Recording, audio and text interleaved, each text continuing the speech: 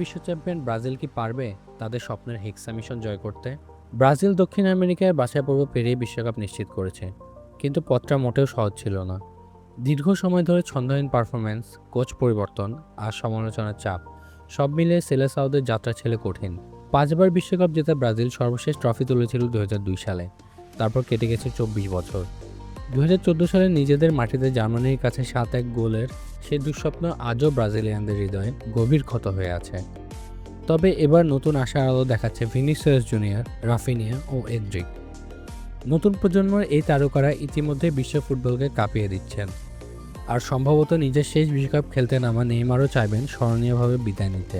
নিজের দেশের জন্য শেষবারের মতো সবটুকু উজাড় করে দিতে প্রস্তুত তিনি। ব্রাজিল প্রতিটা বিশ্বকাপেই শিরোপার অন্যতম দাবিদার হয়ে আসে, কিন্তু ট্রফি আর ধরা দেয় না। এবার কিংবদন্তি কোচ কার্লো আনচেলত্তির হাত ধরে কি ভাঙবে সেই দীর্ঘ অপেক্ষা? পুরো ব্রাজিল এখন একটাই উত্তর খুঁজছে, ষষ্ঠ বিশ্বকাপ কি এবার আসছেই?